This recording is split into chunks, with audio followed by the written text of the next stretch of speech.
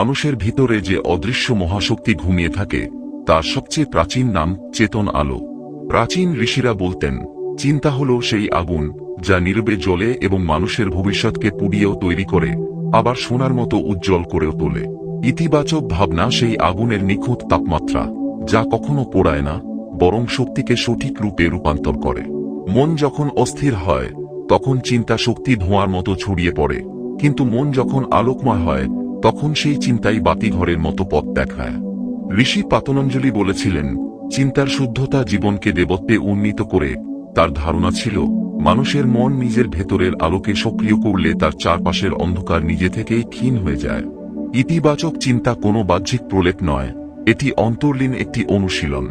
মন যত শান্ত হয় ততই স্পষ্ট হয় তার দৃষ্টি, আর দৃষ্টি যত স্পষ্ট হয় ততই শক্তিশালী হয় তার সিদ্ধান্ত। এই স্বচ্ছতা জন্মায় দৈনন্দিন ভাবনাগুলোর ধীরে ধীরে নির্মল হয়ে ওঠা থেকে। প্রাচীন চীনা দার্শনিক লাওসু বলেছিলেন, যিনি নিজের মন নিয়ন্ত্রণ করেন তিনি গোটা পৃথিবী নিয়ন্ত্রণ করতে পারেন। এর গভীর অর্থ হল, যখন মানুষ নিজের অভ্যন্তরীণ বিশৃঙ্খলাকে শান্ত করতে শেখে তখন সে বাইরের বিশৃঙ্খলাকে সহজেই বশ করতে পারে। ইতিবাচক ভাবনার পথে প্রথম পদক্ষেপ তাই মনকে কোমল করে তোলা, কারণ কোমলতা থেকেই শক্তির জন্ম। বীজ যেমন মাটির নরম স্তরে জন্মায়, তেমনি জ্ঞানের বীজ জন্মায় শান্ত মনের ভিতরে। মানব দেহের প্রতিটি স্নায়ুজাল চিন্তার প্রভাবে এক নতুন ধরনের সুরে কম্পিত হয়। আধুনিক নিউরোসায়েন্স বলছে, সুস্থ ও ইতিবাচক চিন্তা মস্তিষ্কে নতুন সংযোগ তৈরি করে এবং মানসিক স্থিতি বাড়ায়। অথচ এই বিজ্ঞান হাজার বছর আগেই ঋষিদের মাধ্যমে উচ্চারিত হয়েছিল। তারা বলেছিলেন, যেমন ভাবো তেমন গড়ো। এই সত্য আজও অটুট। ইটের পর ইট জুড়ে যেমন দেওয়াল তৈরি হয়, তেমনি ভাবনার পর ভাবনা জুড়েই তৈরি হয় আমাদের জীবনের বাস্তবতা। ইতিবাচক চিন্তা হলো সেই ইট যার গুণ ধারালো নয় বরং দৃঢ়, যার রং চমক নয় বরং স্থিতিশীলতা। এই স্থিতিশীলতার উপর দাঁড়িয়ে মানুষ তার ভবিষ্যৎকে নিরাপদভাবে নির্মাণ করতে পারে। মানসিক শক্তির প্রথম পরিচয় হল তার নীরবতা। ইতিবাচক ভাবনা কখনো চিৎকার করে না, এটি ধীরে ধীরে ভিতরের অন্ধকার সরিয়ে দেয়। ঠিক যেমন ভোরের আলোর কোনো শব্দ নেই, অথচ সে অন্ধকারকে নিশ্চিহ্ন করে। ইতিবাচক ভাবনা মানুষকে শেখায়, যা আমি নিয়ন্ত্রণ করতে পারি তা নিয়ন্ত্রণ করব, যা পারি না তা স্নিগ্ধভাবে গ্রহণ করব। এই গ্রহণ করার ক্ষমতাই মানুষের ভেতরে স্বস্তির জন্ম দেয়, আর স্বস্তি থেকেই জন্ম নেয় আত্মবিশ্বাস। প্রাচীন গ্রিক দার্শনিক মার্কাস অরেলিয়াস বলেছিলেন, আমার চিন্তাই আমার জগৎ। এই উক্তি মানুষের মনকে মুক্ত রাখার একটি চাবিকাঠি। কারণ যে ব্যক্তি উপলব্ধি করে তার পৃথিবী তার ভাবনার রূপ, সে কখনো নিজেকে দুর্বল ভাবতে পারে না। তার ভিতরের শক্তি জেগে ওঠে, আর সেই শক্তির আলোয় ধীরে ধীরে জীবনের পথ উন্মুক্ত হয়ে যায়। ইতিবাচক চিন্তা কখনোই কল্পনার উচ্ছ্বাস নয়, এটি বাস্তবতার সৌন্দর্যকে দেখার একটি ভিন্ন দৃষ্টি।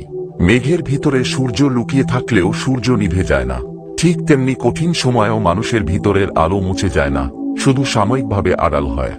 ইতিবাচক ভাবনা সেই মেঘ সরিয়ে দেয় এবং দৃষ্টি আবার আলোয় ভরে ওঠে। মন যখন আলোয় পূর্ণ হয় তখন ক্ষুদ্র বিষয়েও সৌন্দর্য দেখার ক্ষমতা জন্মায়। এই সৌন্দর্য উপলব্ধি মানুষকে আরও জীবন্ত করে, আরও সচেতন করে, আরও শক্তিশালী করে। মানুষের জীবন তখন কেবল অস্তিত্ব নয়, একটি ধারাবাহিক বিকাশের যাত্রা হয়ে ওঠে। মানবমন এক অদৃশ্য ব্রহ্মাণ্ড, যার প্রতিটি কোণে চিন্তার বীজ ছড়িয়ে থাকে। এই বীজ কখনো অজান্তেই অঙ্কুরিত হয়, কখনো সচেতন পরিচর্যায় বিকশিত হয়। ইতিবাচক ভাবনা সেই বীজগুলোর মধ্য থেকে উৎকৃষ্টতমটিকে সক্রিয় করে। মনোবিজ্ঞানের একটি মূলনীতি হল, মন যেদিকে মনোযোগ দেয় সেই দিকেই তার শক্তি প্রবাহিত হয়। এর মানে যদি মন দুর্বলতার দিকে তাকিয়ে থাকে তবে দুর্বলতাই বাড়বে, আর যদি মন শক্তির দিকে তাকায় তবে শক্তিই প্রসারিত হবে। এই নীতিকে প্রাচীন ভারতীয় দর্শনের ভাষায় বলা হয়েছে, যেখানে মন যায় প্রাণ সেখানে প্রবাহিত হয়। চিন্তাই তাই জীবনের শক্তিবিন্দু।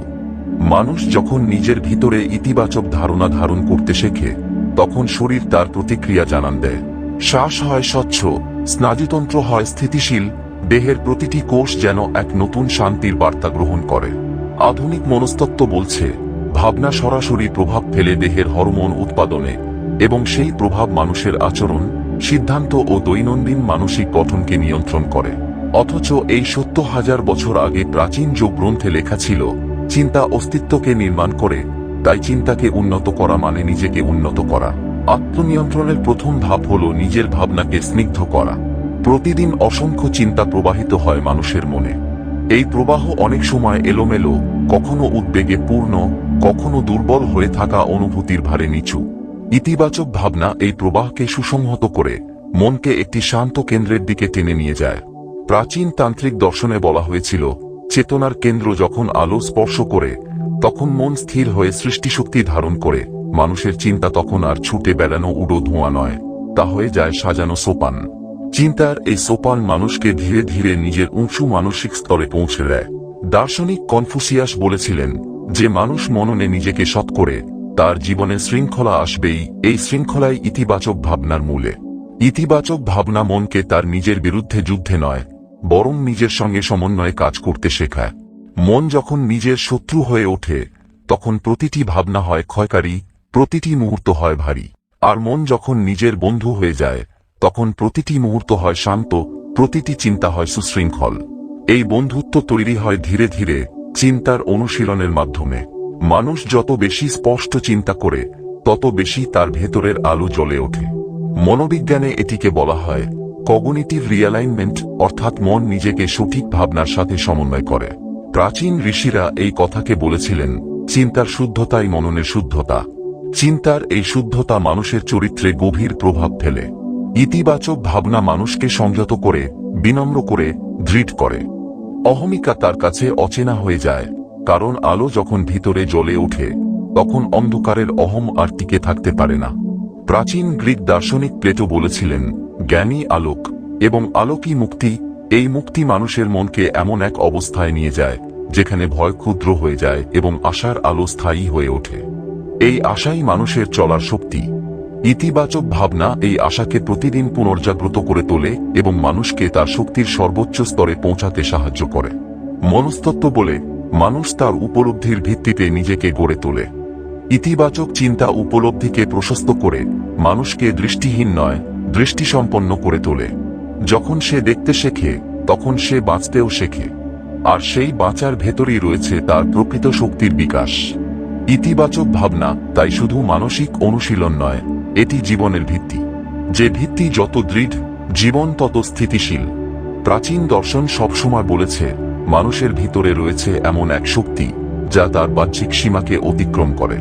এই শক্তিকে বিভিন্ন যুগে বিভিন্ন নামে ডাকা হয়েছে, প্রাণ, চি, লোগোস, আত্মা, প্রাণাশক্তি, চেতন অগ্নি।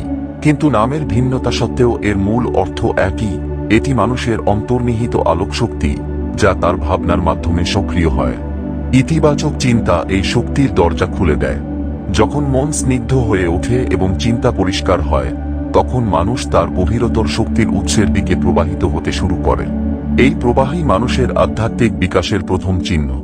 উপনিষদে বলা হয়েছে, যা মন চিন্তা করে না কিন্তু যার শক্তিতে মন চিন্তা করতে পারে সেই শক্তিই পরম সত্য।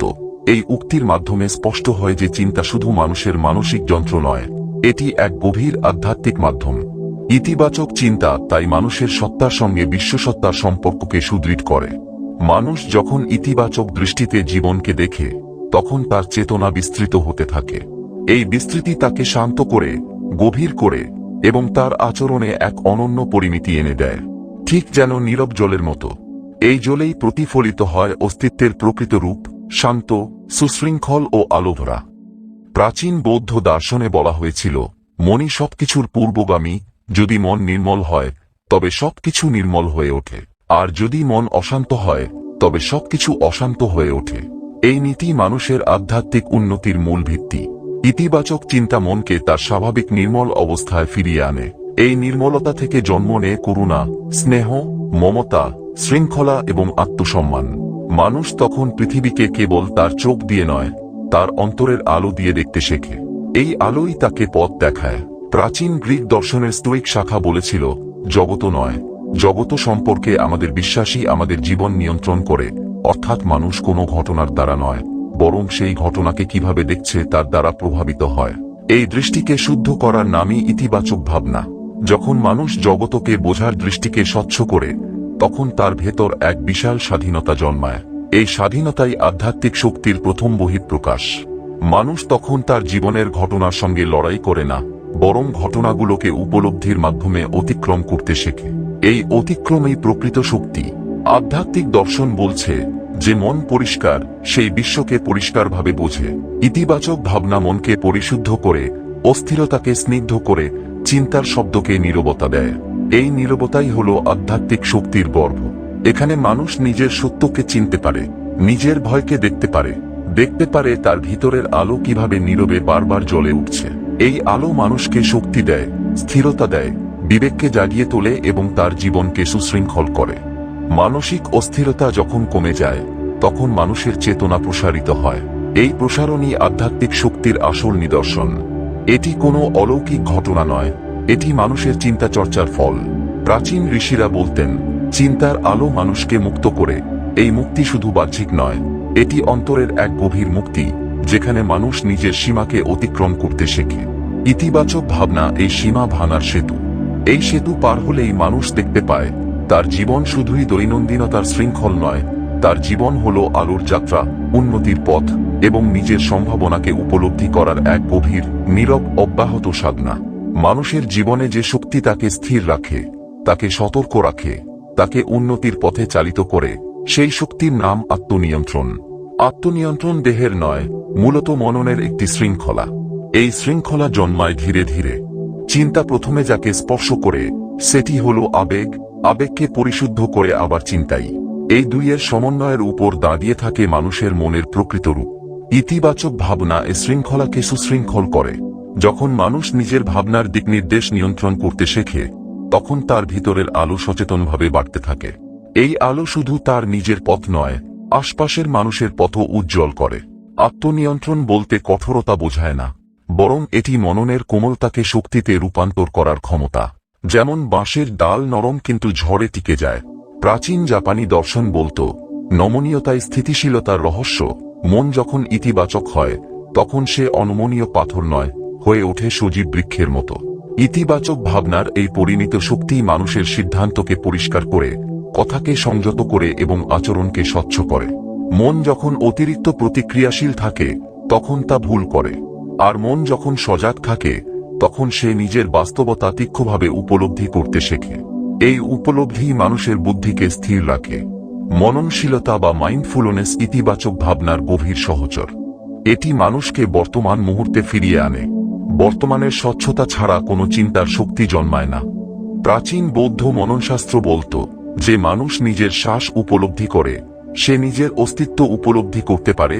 মন যখন বর্তমানকে স্পর্শ করে তখন সে অচেতন অভ্যাসের শিকল ভেঙে ফেলে।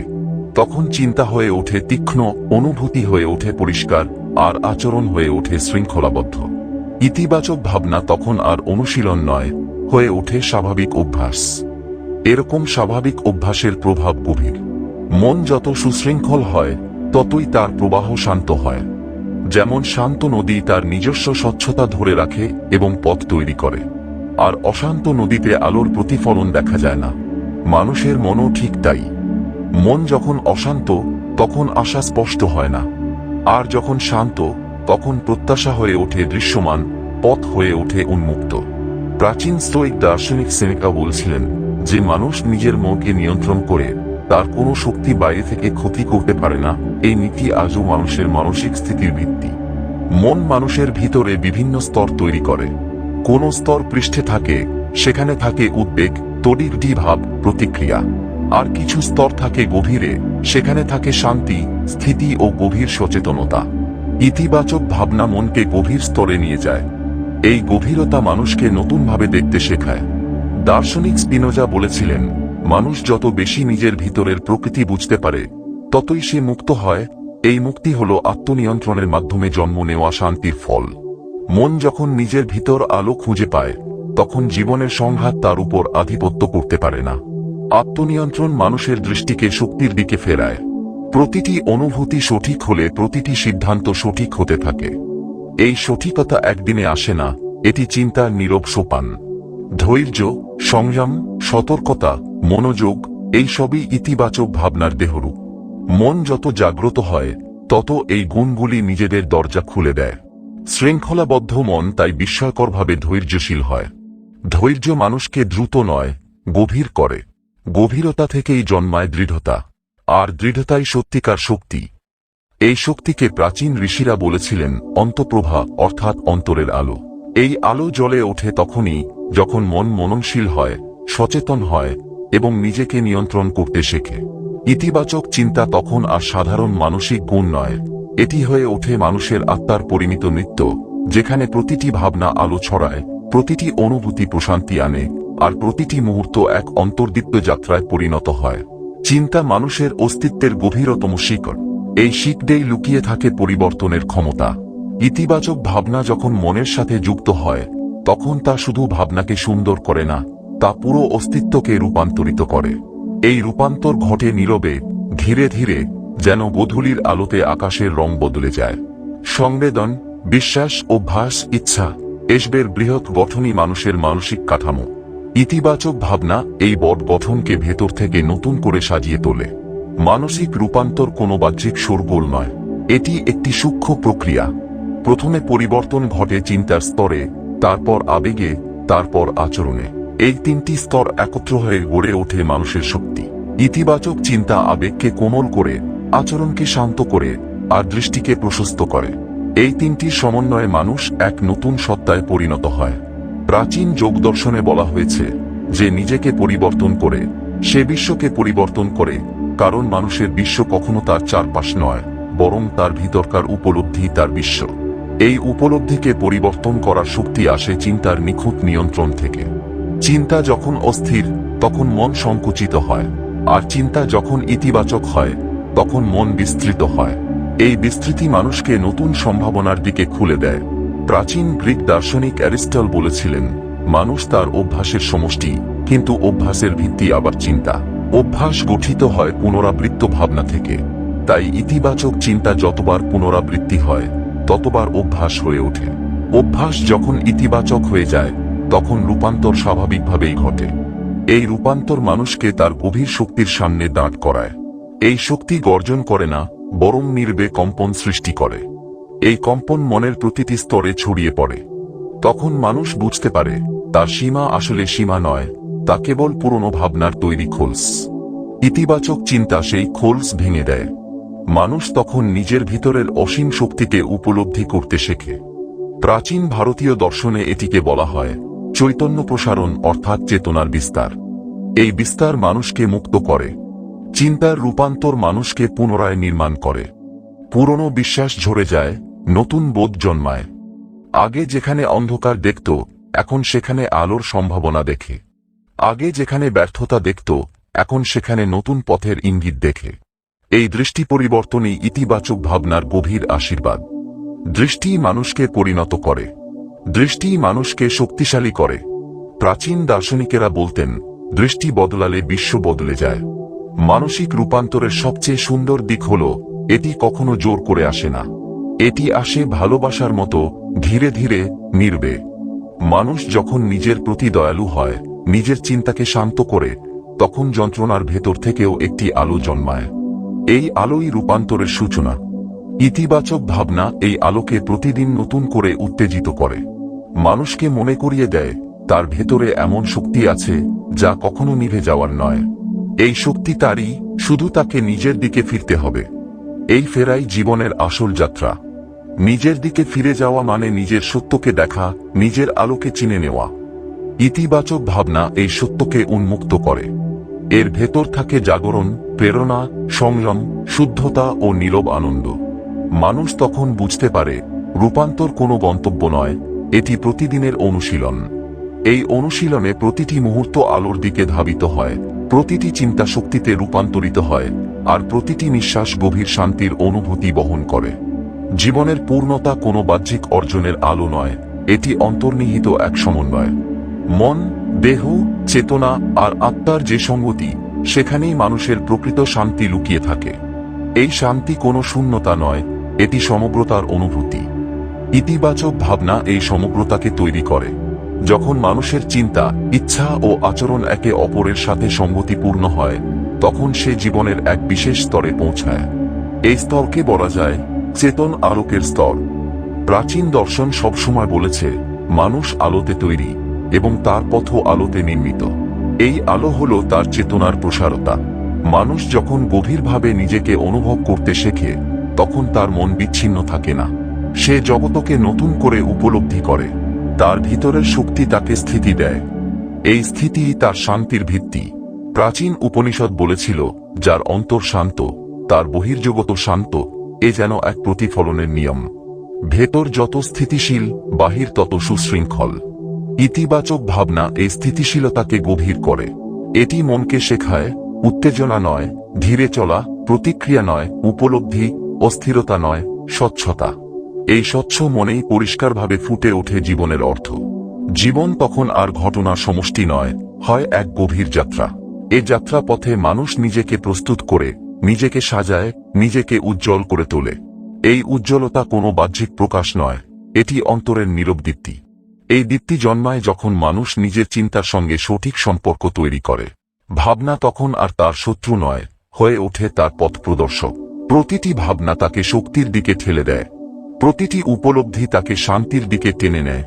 মানুষের দৃষ্টি তখন বিক্ষিপ্ত নয়, হয় সমন্বিত, স্থির, প্রশান্ত। প্রাচীন গ্রিক দার্শনিক সক্রেটিস বলেছিলেন, নিজেকে জানো, এই আত্মজ্ঞানী শান্তির উৎস। ইতিবাচক ভাবনা মানুষকে তার নিজের ভিতরের প্রকৃতি বুঝতে সাহায্য করে। যখন সে নিজের প্রকৃতিকে বুঝতে পারে, তখন তার আচরণ হয় স্নিগ্ধ, কথাবার্তা হয় সংযত, এবং জীবন হয় ভারসাম্যময়। মানসিক শান্তি কোনো নিস্তব্ধতার নাম নয়, এটি হলো সঠিক উপলব্ধি। মানুষ যখন জানে কি তার নিয়ন্ত্রণে আর কি তার নিয়ন্ত্রণে নয়, তখন সে স্বাভাবিকভাবেই শান্ত হয়ে যায়।